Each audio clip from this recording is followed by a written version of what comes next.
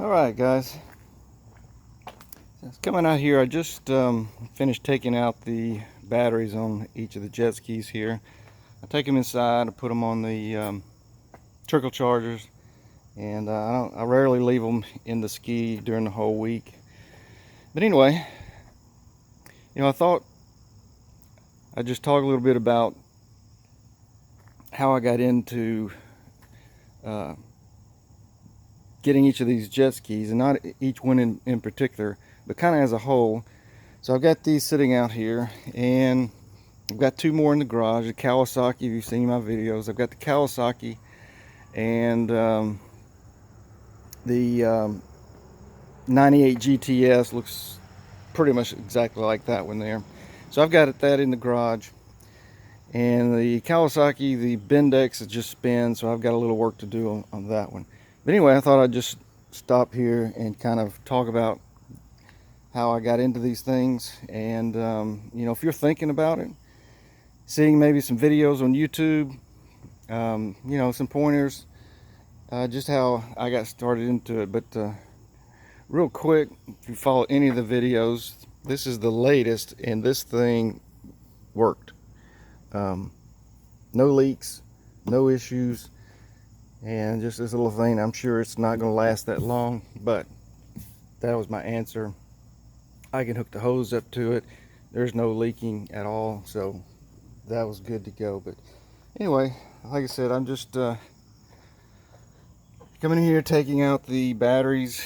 As you can see, just pulled that one out, took it inside, and keeping them on the trickle charger. These things eat batteries. That is one thing I'll tell you up front. Anybody that owns these things, if you leave batteries in them even just for a couple of weeks, you're probably not going to crank your jet ski back up.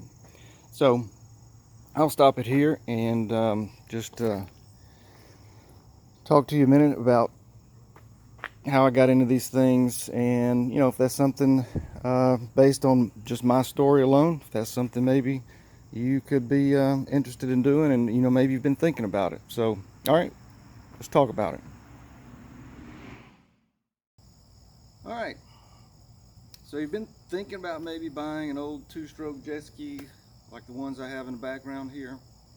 I don't know, I'm not going to tell you yes or no, but I'll go over how I got into these things, and my background before I got these things, and just a little, I guess, my story, and maybe that'll help you decide what you want to do. But there was three things that I look back on. There's three things that consideration: knowledge of these engines, knowledge of these jet skis, time, and money. Now you may have a different order than those, but I remember when I picked up the first one, it wasn't running, and basically, like any story you're going to get when you go buy a jet ski, you're not going to get the real story. And so when I picked it up from this guy, I met him in a Walmart parking lot. He told me it didn't have any spark, but I quickly found out it had spark. But the bottom line on that first jet ski I bought, and I'll go ahead and tell you, I spent $400 for the jet ski and the trailer, and I got a half a gallon of the TPX two-stroke oil, about $20 worth there. In the end, it cost me $37, I believe, to fix it, but it cost me weeks of time to actually fix it. I won't go all into the details. I've got a video of it. Basically, it was the rotary gear that had stripped, and so I ended up having to pull the engine, pull the bottom part of the engine off, and clean it, get all the shavings out. And anyway, cost was next to nothing. But as I said, the time I spent there was the huge part of it. So, but I'll go back, getting ahead of myself. Let's talk about knowledge. I didn't know anything about jet skis. Not the first thing at all. I'm not mechanically inclined. I don't work on cars. I don't have any kind of hobbies or weekends where I'm working on small engines, jet skis, cars, or anything. As far as vehicles, I do the basic. I change oil, light bulbs, you know, things like that, but no knowledge at all of any kind of mechanical workings of engines. So I had no knowledge, and so I was kind of forced into learning jet skis. The first one I bought, as I mentioned, had no clue what was wrong with it, and so I started calling some shops.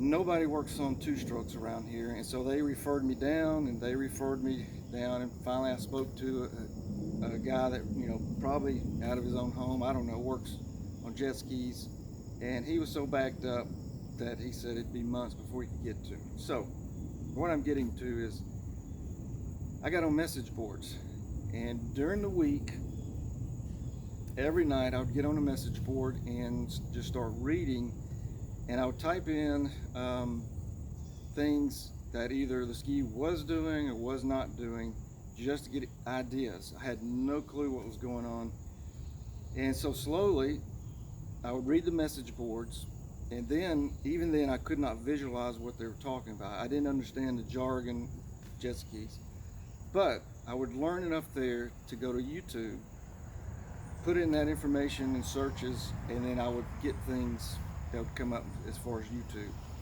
So knowledge, I had none, and but there's where the time spent during the week reading message boards, watching YouTube videos, and slowly I started learning more and more about jet skis.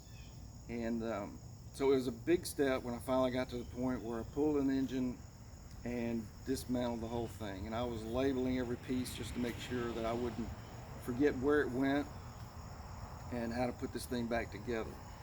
So, knowledge, I had no knowledge, and so using me as an example, you don't have to have any knowledge to get started in picking up these jet skis. And all of the jet skis that I have, I've got all these out here. Now the one in the back I've never had running. I've got only 2 videos on that, bad crank, and I just never got around to it. But of the 6 that I've had, it ended up none were running. 3 of them I had to do rebuilds on. So they all required some kind of work. And so the time spent on YouTube and message boards, just the accumulation of time and reading and watching, gave me confidence, and I could start pulling these things apart and understanding the jargon of and the parts and how it all works together. So knowledge, none. Time, I put in a lot of time. Now I don't work on them during the week. I work on them on Saturdays, a little bit maybe on Sundays, but you know, that's after getting home from worship services on Sunday mornings, and very little Sunday afternoons. I would get up and spend Saturdays working on these jet skis and making the, you know, I don't have any videos, not that many videos that I've made. But it did invest a lot of time of reading and watching YouTube, taking notes, and gaining an understanding of these things. So the last thing is money. Now again, you may have money at the top of your list, and it was. Money was a big deal on mine. As I said, none of these skis ran. The first one I bought was $400. The second one I bought, $500. And that's how I got started. And then I got 2 that were given to me. And then the last thing I did, it was a deal. I didn't need them, but I just couldn't pass it up. $750 for a double trailer, 2 jet skis on it. And one of those 2 is the Yamaha that I rebuilt, and it's been running. It's the family's favorite, and it's been running great. And so couldn't pass that up. So money, I haven't put a lot of money into these skis. I couldn't, and I can't afford to really go out and spend even $2,000 or $3,000 on a ski. So the knowledge that I have gained, if I'm going to buy a ski, I'm going to buy one that's not running, and see if I continue to have the luck that I've had. And so what I mean by that is, like I said, the first one I bought was $400. It cost me, I think that rotary gear was like $37. I'm not sure, but it wasn't a lot. It was just the time to pull the engine apart, and I'll take that back. I did have to buy a whole new engine gasket kit, and I think that was about $80, $90. So about $127 I spent to fix that first jet ski. The same with the second one I bought, $500. Turned out all it needed was just a good carb cleaning. I changed out, he still had all the original fuel lines, and so I changed all those out. It still wasn't running. It was just dying intermittently. Rectifier. Again, reading message boards on this is what my ski's doing, and then going to YouTube. Bought a rectifier, and I think that was like $30 something there. Put that in, and it has run like a top ever since. So I've been real fortunate, but especially on the first two, of no money, hardly any put in the skis after I bought the thing. Moving on, the two free ones that I got, the only one that I have put any kind of money into is the Kawasaki, and I put more money into that, and I don't know why, except I was not gonna let that thing beat me. It was free. I think I've put about probably $300 into that jet ski, and that's one of my favorite skis. It cuts through the wakes, and it glides on the water. I love the Kawasaki STS. So anyway, I haven't put a lot of money in this thing. I don't have money to put in this thing. We've got 3 kids, 2 in college. I don't have money to go out and spend thousands of dollars on jet skis. So basically, I started with no knowledge, no understanding. The second thing is time. I did have the time to read during the week, during the evenings, to watch videos. And then on Saturdays, and there's one thing I'll add to the Saturdays things. You have to enjoy it. I enjoyed getting up, coming out here in my garage over here, and tinkering on these things. Now, there were a lot of days, I'm telling you, there were a lot of days here in Mississippi, summertime, 95 degrees heat, 95 humidity, and nothing is going right. Everything I do, nothing seems to work. So there are times I'm thinking when I go in the house, I'm done. I'm done. But in the evening, and the next day, I look back on it, and it was fun. I enjoyed it. So I think that's an important part there. You just need, if it's something that you enjoy doing, you can enjoy coming out in your garage, tinkering with it, willing to accept, having patience that you're not going to have a lot of success. From the timeline to when I bought that first jet ski until I got it running, it's about a year. Because I went through a month of weekends just trying to figure out what's wrong with it, continuing to read, watch videos, and there's not a whole lot out there on the rotary gears. You do a search and you won't see it. So in the meantime, I picked up these others, and I'm trying to balance my time, trying to figure out which one I could get running the quickest, and so everything, was kind of slow moving. But what I'm saying is I enjoyed the time in the garage, tinkering on these things, trying different things, and yes, like I said, frustrations were there. I felt like quitting sometimes, but there's nothing like when you finally either figure out something or you try it and it works. It's a great feeling, and I'll tell you something else.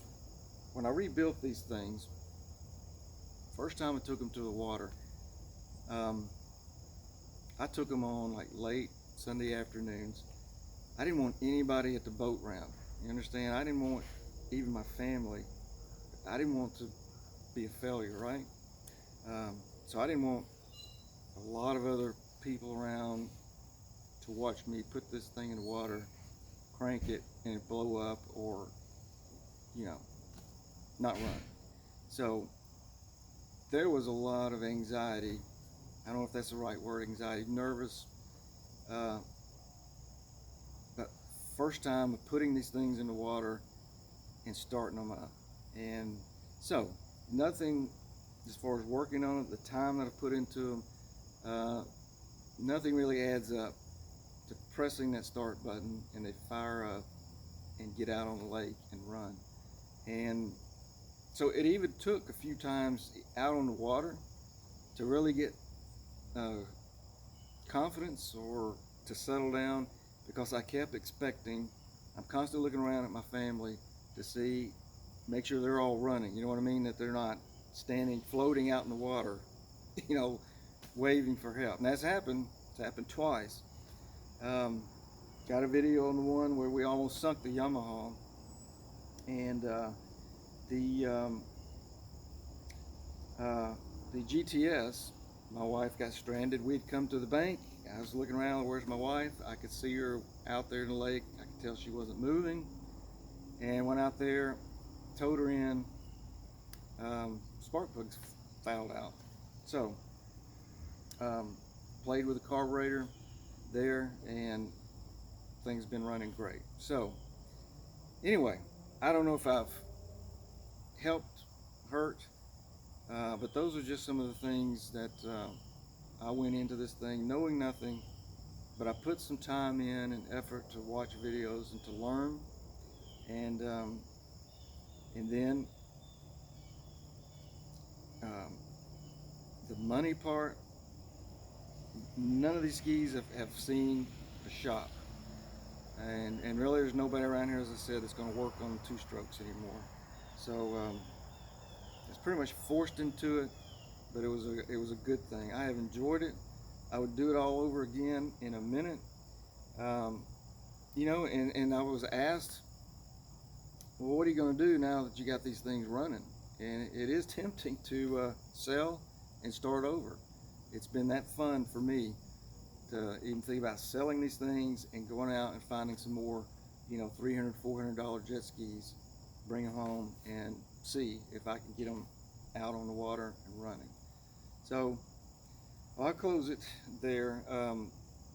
These are some of the things I talked about. I get asked all the time when people find out that I've got these jet skis. I have been at the gas station on a Saturday getting gas for these things, and I get approached by somebody asking me who do I know that works on these things.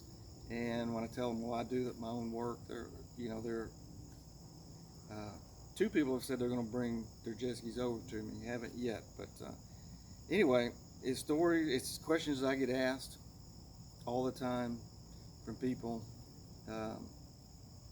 and they assume that I had already had some kind of working knowledge of mechanical, talent to work on these things, because more times than not what I get from people is, well, I couldn't do that because I don't know anything about jet skis.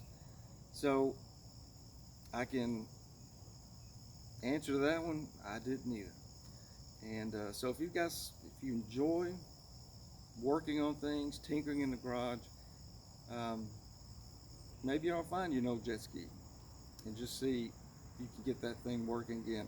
Because some of the things you'll find if you start, the emphasis I made on some of these that didn't cost money, these are things that obviously the jet skis quit running, and so they really didn't put time and effort. Maybe they couldn't find anybody to work on it, so they just sell it.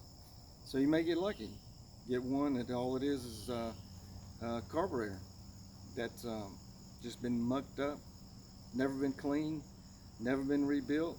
You got fuel lines on these old things if they've never swapped them out.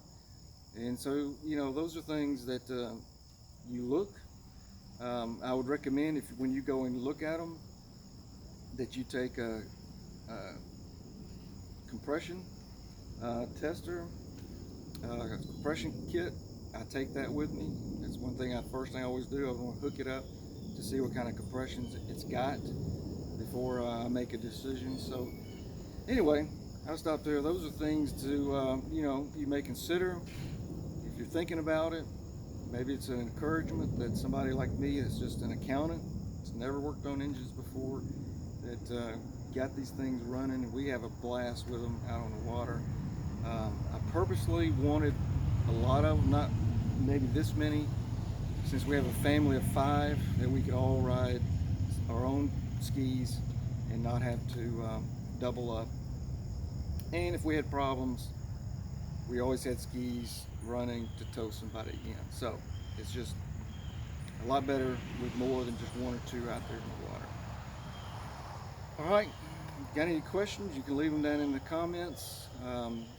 Anything you want to share if you've rebuilt these things, things that you think I left out. Maybe it was important things to have brought up. But anyway, appreciate you joining me, and I'll see you next time.